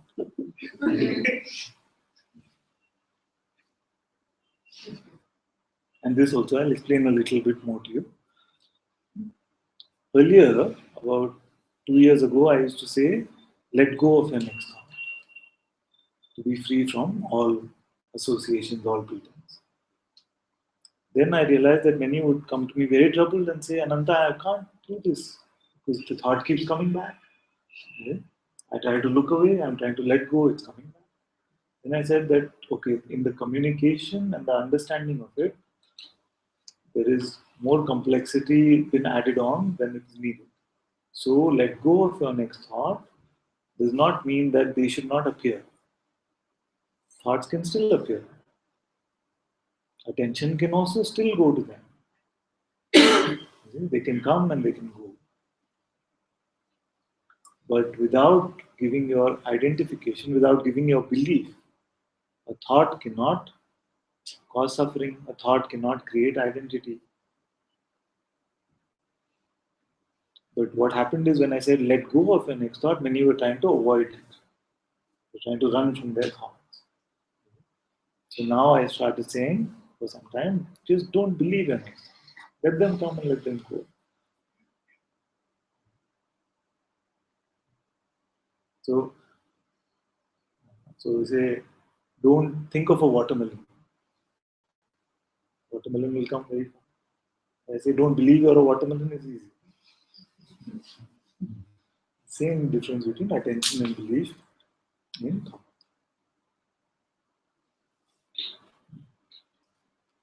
So now,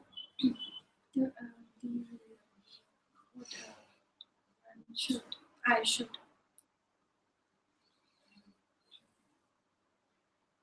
follow is that whatever is being done and whatever is being perceived is by God Himself.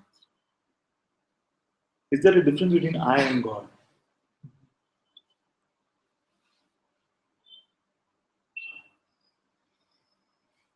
And if God is a confusing one, then say any difference between I and consciousness? There is no difference between I and consciousness. Now ask your question again and replace consciousness instead of I.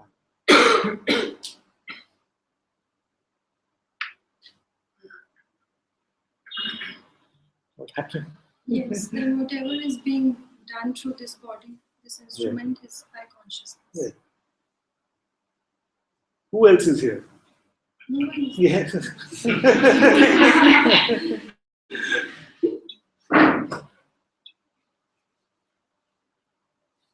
It's only been an idea that I have existed personally.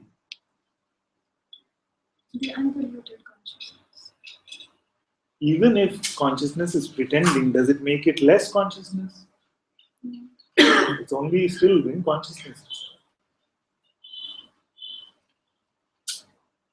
If our children are playing doctor, does it make it less of our children?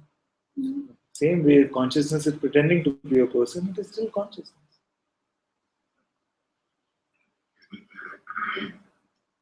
No, that's why I feel that I've got rid of fear. Whatever is, even bad thoughts, bad intent, whatever is arising doesn't make me kind of. Yeah, so even if fear is arising, Yes. there is no fear about that. No. Because it's Allow. phenomena arising and it will Exactly. dissolve. It's been like that for so many years. That riddance was already there. That Freedom which was is there. allowed, that which is not resisted, can never cause suffering.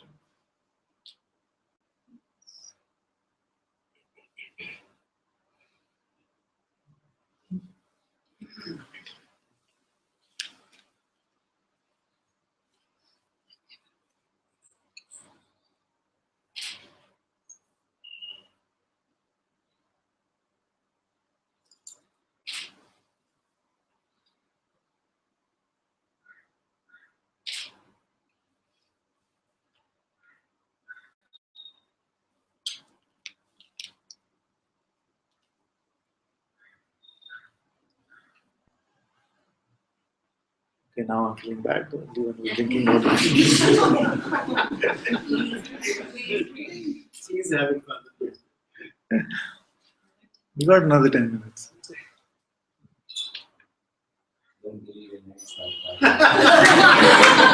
It's like this reminded me of we were here and we were climbing. We went up to Skanda Ashram, and then someone had this bright idea that we'll go up to Shiva cave.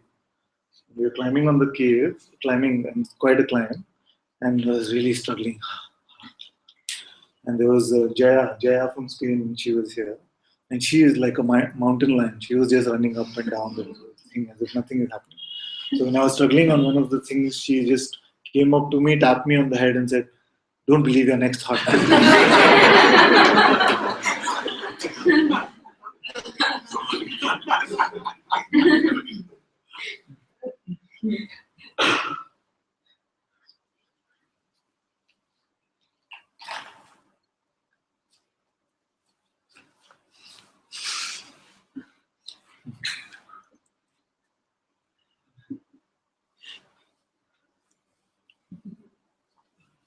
I guess I understand when it's just a witnessing, but on the same time, I explain as a metaphor, like when you are sleeping, that time everything is happening around, but there could be a body which suffering the pain, and you identify with this body, but that entire dream is within yourself, and there is when we are conscious, it's like you know that you're dreaming, and in that body is having that pain. But on the same time, there's a separate aspect where you identify with the body even in dream, instead of you know that I am a dreamer. So that what we are witnessing, where we are witnessing, we aware of that it all happening. It's just isness. in that. So my question here is the relevance of sadhana for that, because if in an abstract term that there is no doer, no person who's doing sadhana, but to get differentiate yourself with that identification, that tendency of mind, because it's not from the thought you can replace other thought and be a witness. It's just that silence when it sinks in you, you can understand, see the things from a different level.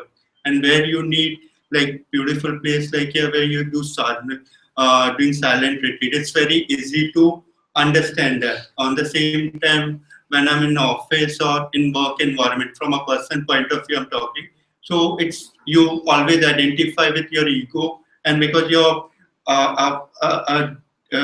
what you call detachment from your beliefs, it's so spontaneous. Next thought come and you believe on that. So what is my question is, what is the relevant is importance of sadhana for that, to make yourself isolated for some time or be in your presence or Guruji's presence and continue with that. So that my question, to have that consciousness, have that process of discriminating between the thought and its actual position, to have that strong distinct. I don't know Very if I great. explain No, or no, not. it's Yeah. very good question. Yeah. And it's very good that we look at this. Let me explain from the very basics so that it becomes completely clear what we are talking about. As consciousness, with the birth of consciousness, consciousness also gives birth to a lot of forces. And I'll explain what I mean. With the birth of consciousness is the birth of the force of attention, the force of belief, the force of gravity, the force of electricity. All of these forces come into play. Therefore, these forces must belong to consciousness itself. Now, for time immemorial, the sages have understood that it is this ego, this belief in thoughts, this nature of the mind, which has caused all of this suffering because it created personal identity. So if you look at all sadhana, what is it about? It is about trying to withdraw attention from thought. So you look at the Buddhist practice of mindfulness. It means stay with the content of what is appearing right now. So you could stay with your breath, or you could stay with your walking movement, anything that brings you to the content of what is appearing rather than to what the thoughts are. Take mantra practice.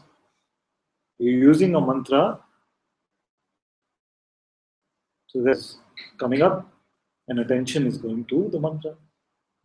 So all practice, most practice for long time, except in the Zen tradition, I've seen, and maybe you can point out if there's some other also, but has been attuned towards attention.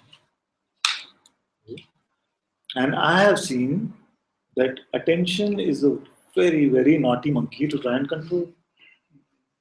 There are sadhus who sat in caves for many 20, 30, 40 years and said, I've got control over my attention now.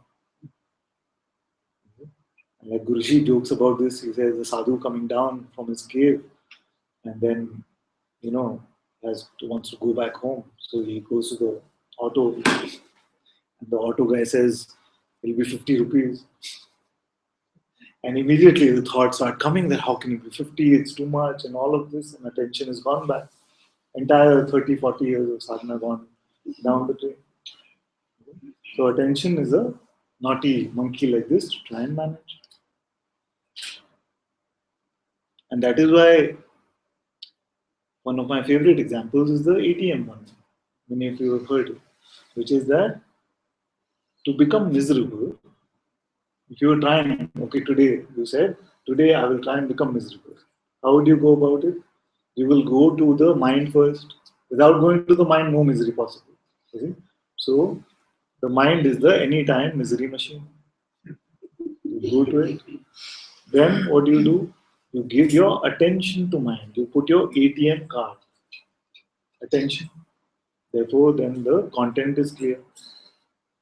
But just by giving attention, do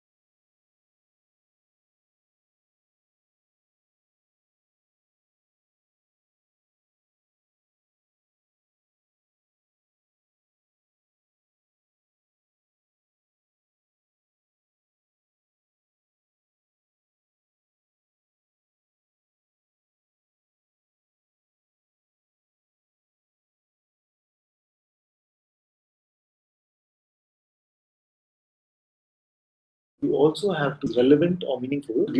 Please feel free. But it just seemed like too much effortful and too much idea that I am the practitioner. So that identity becomes stronger and stronger in most cases. Therefore, the simplest pointing which I recommend is to just simply don't believe your next thought. Now, with this, although it sounds so simple, and because it sounds so simple, it seems like what power can it have? You see, with just this, you find that all that is the truth will reveal itself because the delusion is not allowed to be nourished. Now, you said that in Satsang it's easy, in Tiru it's easy, but when I'm back to work, then thought comes and it is believed very quickly. But it is always actually about the now. And life is beautifully designed. So you pick up some thought, give belief in some identity, immediately now, especially because you have been in satsang, some pinching will start, some suffering will come. And your vigilance, your sensitivity is becoming better. So when you can smell this is happening, when you can taste some pain is happening, like this, of identification, then at that moment, just then, don't believe your next thought. And that is enough. That is enough. Just in that right now, you find that you are free completely. So we don't even have to make it like, we don't have to make a practitioner out of ourselves. So say, I am practicing now, don't believe the next.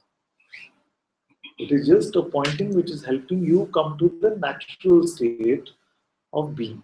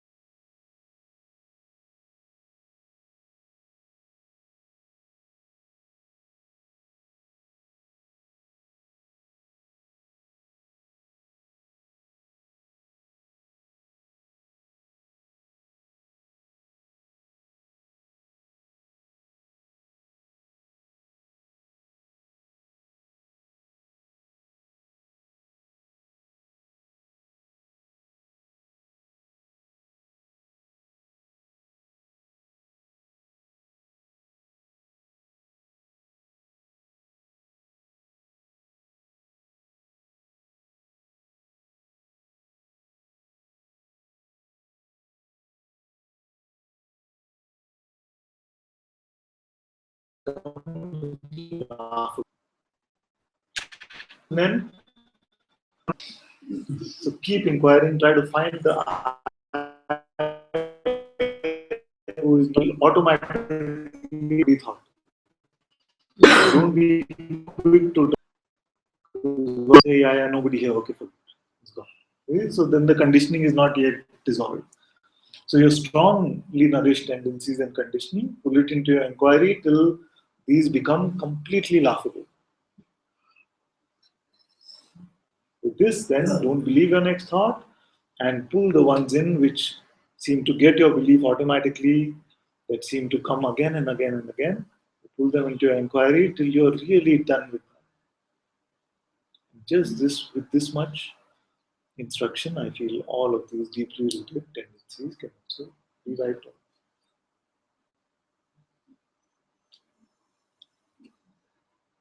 So where I'm coming from, like I've been following Guruji for a couple of years, for 3-4 years, and there's a pattern which I go read Satsang wherever Rishikesh, London, Portugal. There is a time when I go and then come into back to routine life. And for few first days here, that seeing is very clear, and then first few days it's clear. Then that tendency come back, and that's a pattern going on for some time. So and because it's like stepping to forward and coming back one. So it could be a mindset. Because you're making a personal journey out of it. Because you're making a personal journey out of it. If I went here and I am leaving here. This happened to me and then now this is not happening. I see the truth, now I don't see the truth. This I is non-existent. Whose report is this?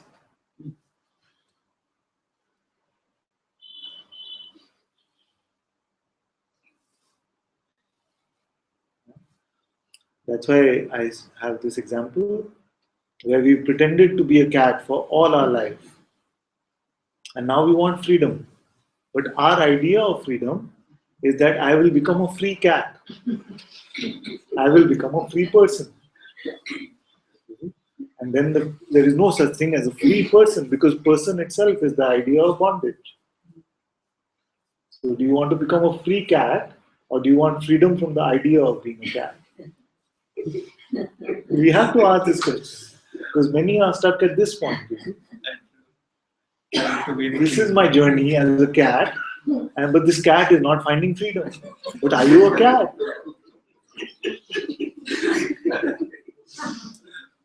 You want to be the free cat. There is no such thing as a free cat. You want to be a free person. There is no such thing as a free person. Yeah? And although it sounds ludicrous, this cat example, it is completely accurate. The person is even more figment of imagination than the cat. Because at least cat we can imagine. This person has no even imaginary traits. Yeah, I guess this idea been believed for very long.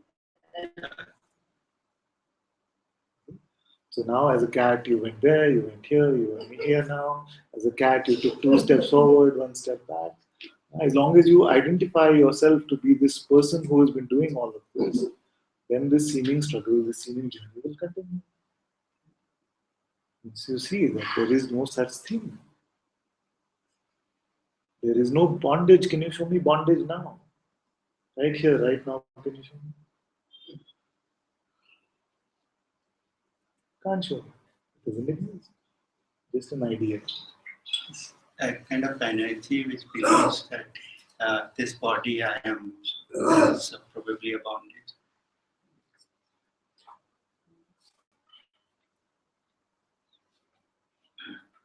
What trouble is the body causing? Does the body want freedom?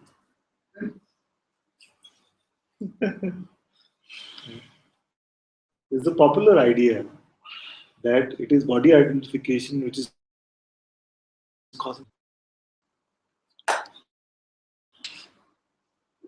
Body poor thing, if there is some pain, it wants some attention. That's all.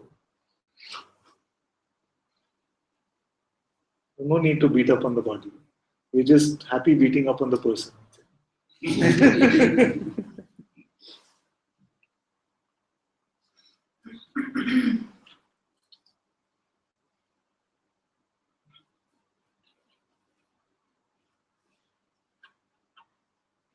Just believe on less.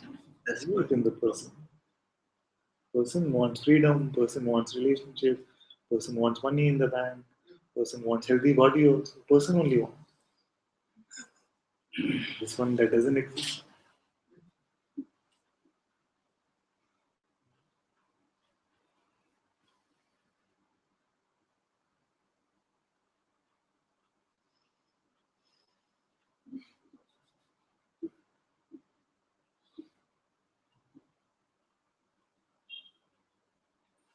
And you cannot pretend to be a person without believing a thought.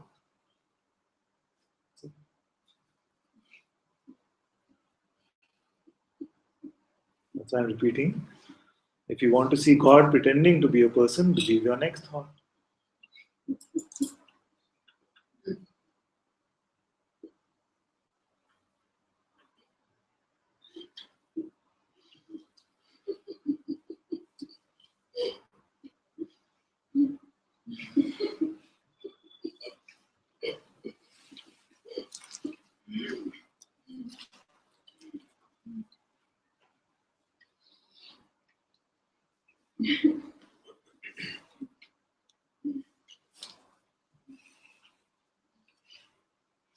Whatever is getting released, you allow it to get released.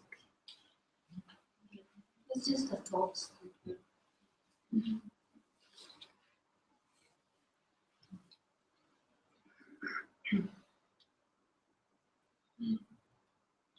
Okay, so that's it for our first session today.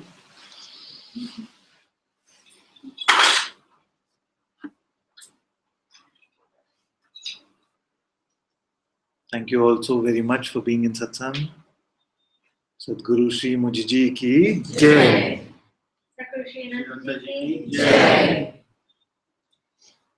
Thank you all of you watching online as well.